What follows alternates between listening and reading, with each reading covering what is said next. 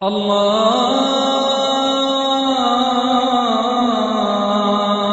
আকবার, আল্লাহু আকবার, আল্লাহু আকবার, আল্লাহু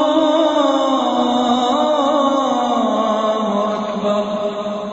মিউজিক নিয়ে অনেক মুসলিমই মনে করে যে ইসলামে মিউজিকের অনুমতি আছে। এখন আপনি কি বলবেন যে নবী মুহাম্মদ সাল্লাল্লাহু আলাইহি সাল্লাম কি মিউজিকের বিরুদ্ধে কিছু বলেছেন?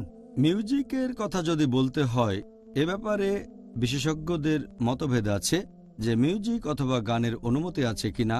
আর পবিত্র কোরআনে কোনো আয়াত সরাসরি মিউজিককে নিষেধ করেনি, তবে কিছু নির্দেশ আছে। আল্লাহ পবিত্র কোরআনে বলেছেন, সূরা লুকমান অধ্যায় নম্বর 31 আয়াত নম্বর 6 বলা হয়েছে যে মানুষদের মধ্যে কেউ কেউ অজ্ঞতাবশত আল্লাহর পথ থেকে বিচ্যুত করার জন্য অসার বাক্য ক্রয় করে, আর এভাবে মানুষকে দূরে নিয়ে যায় আল্লাহ সুবহানাহু ওয়া তাআলার পথ থেকে। তারা আল্লাহ প্রদর্শিত পথ নিয়ে ঠাট্টা বিদ্রূপ করে, এদের জন্য রয়েছে খুবই অবমাননাকর শাস্তি। পবিত্র কোরআনের তাফসীর পড়লে আপনারা দেখতে পাবেন এই যে অসার বাক্য জ্ঞান বহির্ভূত অর্থ ছাড়া, এটা বোঝাচ্ছে অনইসলামিক গান আর বিভিন্ন বাদ্যযন্ত্রের কথা। তাফসীর পড়লে এটা পাবেন। আর নবী মিউজিককে নিষেধ করেছেন এরকম অনেক সহিহ হাদিস আছে। যদি আমাদের নবী মুহাম্মদ সাল্লাল্লাহু আলাইহি ওয়াসাল্লামের হাদিসগুলো পড়ে দেখেন, তাহলে এই ব্যাপারে কোনো রকম সন্দেহই থাকবে না। আমাদের নবী মুহাম্মদ সাল্লাল্লাহু আলাইহি ওয়াসাল্লাম বলেছেন, এটার উল্লেখ আছে সহিহ বুখারীতে খণ্ড নম্বর 7 হাদিস নাম্বার 5590। আমাদের নবী বলেছেন যে আমার উম্মতদের মধ্যে এমন অনেকেই থাকবে যারা জেনায় লিপ্ত থাকবে। তার মানে ব্যভিচার, অবৈধ যৌনাচার, অনেকে রেশমের কাপড় পরবে, মাদকদ্রব্য সেবন করবে এবং বাদ্যযন্ত্র বাজাবে আর ভাববে এগুলো বৈধ। আমার উম্মতদের মধ্যে কিছু লোক তারা এমন কিছু করবে যেগুলো অবৈধ, যেমন ব্যভিচার, অবৈধ যৌনাচার, রেশমের কাপড় পরা, মাদকদ্রব্য নেয়া এবং বাদ্যযন্ত্র বাজাবে আর ভাববে এগুলো বৈধ। এই হাদিস বলছে তারা কিছু কাজকে বৈধ মনে করবে। আমরা জানি যে মাদকদ্রব্য হারাম, আমরা ভালো করেই জানি যে ব্যভিচার করা হারাম। যেহেতু এখানে মিউজিকের কথা কিছু নিষিদ্ধ জিনিসের সাথে উল্লেখ করা হয়েছে, এখানে বাদ্যযন্ত্রের কথাও বলা হয়েছে, এটাই নির্দেশ করে যে নবী এটাকেও নিষেধ করেছেন। তবে কিছু লোক বলে এটা বৈধ। আর এখনকার দিনে কিছু বিশেষজ্ঞ আছেন যারা বলেন যে ইসলাম ধর্মে বাদ্যযন্ত্র ব্যবহারের অনুমতি দেওয়া হয়েছে, তবে এই হাদিসটা পরিষ্কার বলছে যে বাদ্যযন্ত্র জিনিসটাই হচ্ছে হারাম।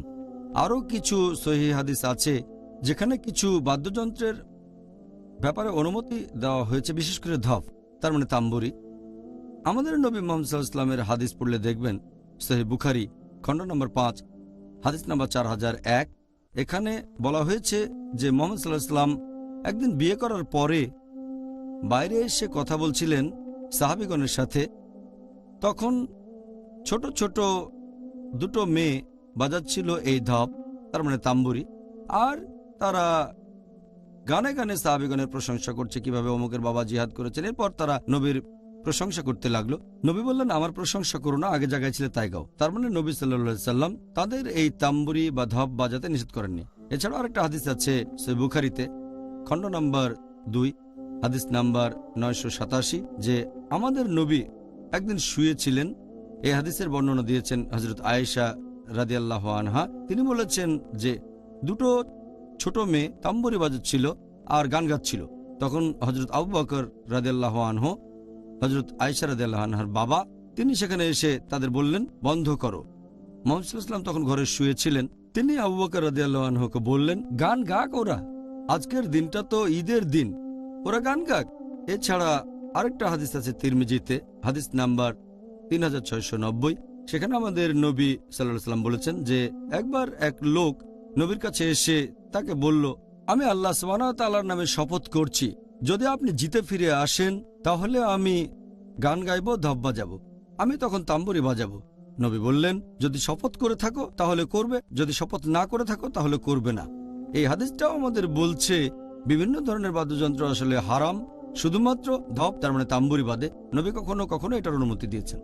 ডক্টর জাকির, আজকের অনুষ্ঠানের শেষ প্রশ্নটার উত্তর দেওয়ার জন্য আপনাকে ধন্যবাদ। আশা করি অনুষ্ঠানটা দর্শকদের জন্য উপকারী। সবাই নতুন কিছু জানতে পেরেছেন।